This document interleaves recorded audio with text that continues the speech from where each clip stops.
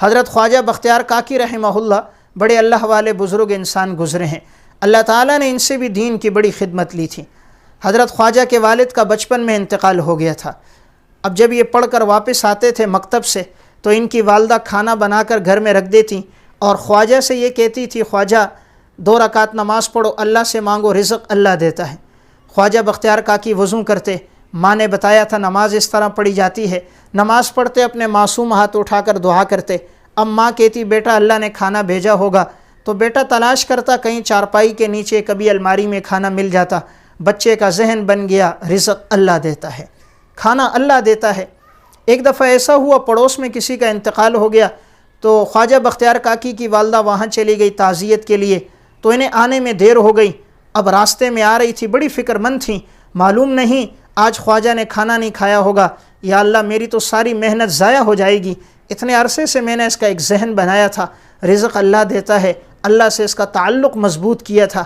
جب گھر آئیں تو دیکھا خواجہ سو رہے ہیں، انہوں نے اس کو پیار کر کے جگایا، کھانا سامنے رکھا، بیٹا کھانا کھاؤ۔ فرمایا اماں جان آج تو ایسا کھانا کھایا، کبھی ایسا کھانا نہیں کھایا تھا، وہ تو بڑا ہی لذیذ کھانا تھا۔ ماں نے پوچھا وہ کہاں ہے؟ تو بچا ہوا کھانا کچھ پڑا تھا۔ ماں نے جب کھایا تو واقعی غیب سے رزق کا انتظام ہوا تھا۔ تو دیکھیے بچہ ہے لیکن رزق کا انتظام غیب سے ہو گیا۔ پھر یہی خواجہ بختیار کاکی جب اس طرح ماں نے تربیت کی تھی، اللہ نے پھر دین کی ایسی خدمت لی۔ ایک موقع پر ہندوؤں کے مجمع میں گئے اور اسلام کی حقانیت پر جب انہوں نے دعوت دینا شروع کی، اللہ نے زبان میں تاثیر رکھی تھی، جب انہوں نے دعوت شروع کی، دعوت دیتے رہے، ہندوؤں کے مجمع پر اتنا اثر ہوا، وہ مجمع سارا کا سارا مسلمان ہو گیا۔ حضرت خواجہ بختیار کاکی جب گھر لوٹے تو بہت خوش تھے، آنکھوں میں آنسوں کے قطرے تھے۔ گھر آئے تو والدہ نے کہا بہت خوش نظر آ رہے ہو، کہا آج الحمدللہ اتنی بڑی جماعت میرے ہاتھ پہ مسلمان ہو گئی۔ تو انہوں نے کہا بیٹا اس کے پیچھے کردار میرا ہے۔ پوچھا اماں جان آپ کا کیا کردار ہے؟ کہا بیٹا جب سے تم نے ہوش سنبھالا ہے، میں ہر نماز کے بعد 2 رکعت نفل پڑھتی تھی اور اللہ سے یہ دعا کرتی تھی کہ اے اللہ میرے بیٹے سے دین کی خدمت لے لے، اس لیے مجھے امید تھی اللہ تمہیں ضائع نہیں کرے گا اور اللہ تم سے دین کی کوئی بڑی خدمت لے گا۔ تو جب مائیں اس طرح تربیت کرتی تھیں تو اللہ تعالیٰ پھر ان کی اولادوں سے دین کی بڑی خدمت لیتا تھا۔ آج اگر ہم دیکھتے ہیں تبلیغی جماعت سے اللہ تعالیٰ نے دین کی بڑی خدمت لی ہے۔ اس کے بانی مولانا محمد الیاس صاحب رحمہ اللہ ہیں، اللہ تعالیٰ نے اس پورے خاندان سے دین کی خدمات لی ہیں۔ تو اس کی بنیادی وجہ مولانا محمد الیاس رحمہ اللہ کی والدہ کی زندگی میں تقویٰ تھا، اللہ کے ساتھ مضبوط تعلق تھا۔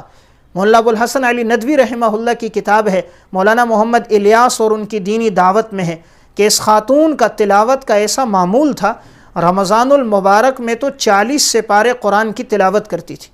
ایک قرآن اور 10 سپارے پڑھنا رمضان میں یومیہ کا معمول تھا۔ عام دنوں میں یہ خاتون ایک ایک منزل پڑھا کرتی تھی۔ گھر کے کام کاج جب کرتی، ہاتھوں سے کام کاج ہوتا تھا اور زبان سے یہ تلاوت کیا کرتی تھی۔ شیخ الحدیث مولانا زکریا رحمہ اللہ نے آپ بیتی میں واقعہ لکھا ہے کہ جس وقت میری دادی میرے والد مولانا یحییٰ رحمہ اللہ کو دودھ پلاتی تھیں، باوضو ہو کر قبلہ رخ ہو کر تلاوت کرتے ہوئے دودھ پلاتی تھیں، اس کا اثر یہ ہوا جب ان کے والد بولنے لگے تو قرآن کے کچھ حصے کے حافظ بن چکے تھے، یعنی ماں کی گود میں قرآن سن سن کے یاد ہو گیا، اور جب مکتب میں گئے پڑھنے لگے تو 7 سال کی عمر میں حافظ بن گئے۔ تو ایک وقت تھا کہ بچے ماں کی گود میں قرآن یاد کرتے تھے، لیکن ایک آج کا وقت ہے کہ بچے ماں کی گود میں فلمی ڈائلاگ یاد کرتے ہیں۔ ایک وقت تھا ماں باپ فخر کرتے تھے دیکھو میرے بچے کو کتنا قرآن یاد ہے، کتنی حدیثیں یاد ہیں۔ آج کا باپ کہتا ہے دیکھو تو صحیح میرا بیٹا کس طرح فلمی ڈائلاگ کہتا ہے، ماں کہتی ہے دیکھو تو صحیح میری بیٹی ناچتی کس طرح ہے۔ تو اسلاف کی ماؤں نے اس طرح تربیت کی، اللہ نے اس پورے خاندان سے دین کی خدمات لیں۔ تو پیچھے آپ کو جو نظر آئے گا وہ کیا نظر آئے گا؟ وہ ماں کا کردار، کہ مولانا الیاس رحمہ اللہ سے اللہ نے جو خدمت لی تو پیچھے ان کی والدہ کا کردار تھا کہ یہ خاتون صوم و صلات کی پابند تھی۔ جب کھانا بناتی تھی تو زبان پہ تلاوت کرتے ہوئے کھانا بناتی تھیں، سر پہ دوپٹہ ہوتا تھا، کھانے میں وہ ذائقہ ہوتا تھا جو ذائقہ کسی نے نہ چکھا۔ آج ہر قسم کا مسالہ مارکیٹ میں موجود ہے لیکن کھانے میں ذائقہ نہیں ہے۔ پکوان کے 20 مثالیں آ گئے تو ذائقوں سے، مثالوں سے ذائقے نہیں آتے۔ ذائقہ تب آتا ہے جب کوئی خاتون سر پہ دوپٹہ ڈال کر باوضو ہو کر ذکر کرتے ہوئے تلاوت کرتے ہوئے پکائے، تو اگرچہ وہ کھانا سادہ سا ہوتا ہے لیکن اللہ اس میں ذائقہ ڈال دیتا ہے۔ تو میں عرض کر رہا تھا کہ اولاد کی تربیت میں سب سے بڑا کردار ماؤں کا ہے، تو جب مائیں اچھی تربیت کرتی ہیں اللہ تعالیٰ پھر ان اولادوں سے دین کی خدمت لیتا ہے۔ حضرت حکیم الاسلام قاری محمد طیب صاحب رحمہ اللہ کے خطبات حکیم الاسلام ہیں، اس میں فضیلت النساء کا عنوان ہے۔ اس میں حضرت نے ایک واقعہ بیان کیا کہ افغانستان کے اندر ایک بادشاہ گزرے ہیں خلیفہ دوست محمود رحمہ اللہ۔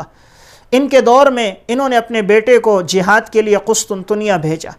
بیٹا لشکر لے کر چلا گیا۔ چند دنوں کے بعد خبر آئی کہ بیٹا میدان جنگ سے بھاگ گیا اور مسلمانوں کو شکست ہو گئی۔ یہ بہت پریشان ہوئے کہ میرا بیٹا اور میدان جنگ سے بھاگ گیا۔ آ کر اپنی گھر والی کو اطلاع دی، تم نے کیسا بزدل بیٹا جنا ہے جو میدان جنگ سے بھاگ گیا اور مسلمانوں کو شکست ہو گئی۔ ان کی اہلیہ نے کہا یہ خبر غلط ہے، میرا بیٹا میدان جنگ سے نہیں بھاگ سکتا۔ چند دنوں بعد خبر آئی کہ واقعی خبر غلط ہے، اللہ نے مسلمانوں کو فتح دی ہے اور اس نوجوان کے ہاتھ پہ فتح دی۔ اب یہ بادشاہ اپنی اہلیہ سے پوچھنے لگا، آخر تم نے یہ کیسے کہا تھا کہ تمہارا بیٹا میدان جنگ سے نہیں بھاگ سکتا؟ اس کی گھر والی نے جو بات کہی وہ بات بڑی ہی سننے کے قابل ہے، سونے کے پانی سے لکھنے کے قابل، کہ اس نے کس طرح اہتمام کیا تھا۔ اس خاتون نے کہا کہ یہ بچہ 9 مہینے تقریباً میرے پیٹ میں رہا ہے اور میں نے 9 مہینے تک ایک لقمہ حرام کا نہیں کھایا۔ میں اپنے ہاتھ سے کپڑے بنتی، اپنے ہاتھ سے کپڑے سلائی کرتی، جو رقم آتی تو میں اسے لے لیتی۔ میں نے ایک لقمہ بھی مشتبہ بھی نہیں کھایا، تاکہ کہیں ایسا نہ ہو مشتبہ لقمہ پیٹ میں جائے اور اللہ کے انوارات رک جائیں۔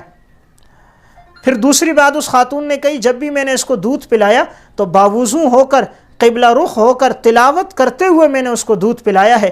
تو جب اتنے ادب کے ساتھ اور اتنی رعایت رکھتے ہوئے میں نے اس بچے کی تربیت کی کہ ایک لقمہ میں نے حرام کا نہ کھایا، اور میں نے جب دودھ پلایا تو باوضو ہو کر دودھ پلایا، قبلہ رخ ہو کر، تو مجھے امید تھی کہ میرا بیٹا بزدل نہیں ہو سکتا کہ میدان جنگ سے بھاگ جائے۔ جب مائیں اپنی اولاد کی ایسی تربیت کیا کرتی تھیں تو اللہ رب العزت پھر ان کی اولادوں سے بھی خدمت لیا کرتا تھا۔ اور جب سے ماؤں نے اولادوں سے غفلت برتنا شروع کر دی، تربیت کی طرف توجہ چھوڑ دی، بچوں کے ہاتھوں میں موبائل پکڑا دیے کہ بچہ گیم کھیل رہا ہے، یہ بچہ فیس بک پہ کھیل رہا ہے یا کوئی نیٹ میں لگا ہے، ماؤں نے اپنی توجہ ہٹائی، تو آج اسی لیے یہ بچے ہمارے مستقبل کے کام نہیں آتے، ہماری آنکھوں کی ٹھنڈک نہیں بنتے اور ہمارے مستقبل کا سہارا نہیں بنتے۔